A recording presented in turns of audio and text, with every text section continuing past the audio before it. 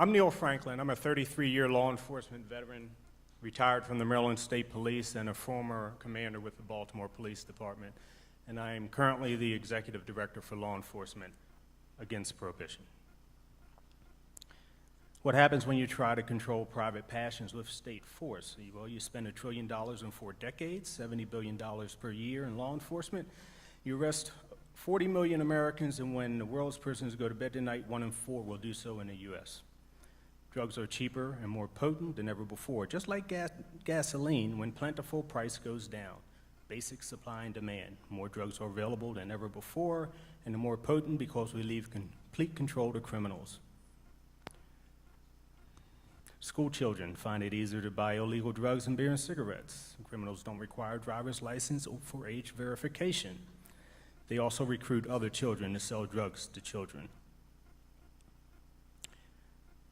1 year's heroin supply for U.S. users can be made from poppies grown in just 20 square miles of farmland, and a year's supply of cocaine can be stashed in 13 truck trailers.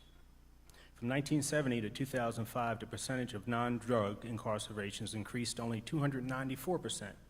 The percentage for drug incarcerations increased by an alarming 2,500+%. Police priorities are not focused where they need to be. The invading army. When asked today why police come into your neighborhoods, many children will tell you to harass us for drugs and search our homes. Police-community relations is in need of urgent reform. If not for drug prohibition and its violence, the annoying blue light flashing through your bedroom window as you try to sleep at night would not be necessary. Police have invaded every corner of our communities.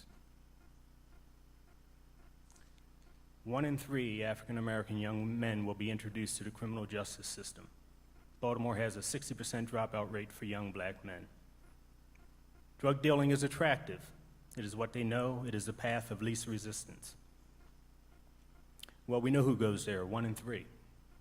Put illegal drug dealers out of business, as we did with Al Capone, and give our young men a chance. End drug prohibition, stop building prisons, build schools. From 1998 to 2007, the female prison population rose sharply from 85,000 to 115,000. Young women are joining gangs at alarming rates, and gangs are able to finance their existence through illegal drug sales. In 2009, 1 Maryland prisoner cost taxpayers $32,000. Send that same person to a state college and save taxpayers $22,000 per year. Keep our young people out of prison and in school. There were 2 periods in our nation's history when homicides were at an all-time high.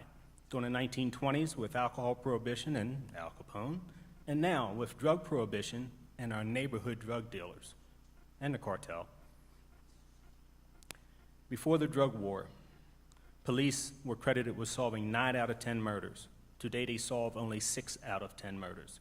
Rapes, assaults, domestic violence, and crimes against children are neglected also. It's time to refocus police priorities. 238 reported homicides in 2009.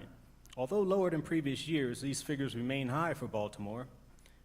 It's also common knowledge that the majority of these homicides result from illegal drug market violence. Remember the HBO series, The Wire? It's not just dangerous to gangbangers. Trooper Ed Totley was gunned down by a drug dealer in Washington, D.C. in October 2000. Baltimore Detective Marcellus Ward in the 1980s, but more recently, Officers Gavin and Cowdery, and the list goes on.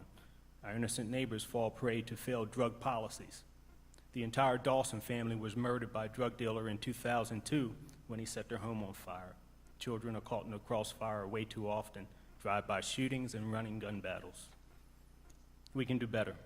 Portugal took a courageous step in 2001 by abolishing all criminal penalties for possessing any drug. With only moving halfway towards legalization, they have great success, and other countries are taking notice. For instance, in Portugal, drug use for 9th through 7th graders fell more than 3 percentage points. 16 to 18-year-olds experienced 1/3 reduction in heroin use. New cases of AIDS and hepatitis are virtually non-existent, and overdoses disappeared. In California, where citizens are moving forward ahead of their politicians, with voting for legalization of marijuana, many prominent organizations are stepping up to the plate. These organizations see it as a civil and human rights issue. Additionally, they recognize the financial strain upon our country. Law Enforcement Against Prohibition, police officers, judges, prosecutors, corrections. We have joined forces to free our children and country from what you have just seen a glimpse of. Help us help Baltimore and many other cities. Thank you.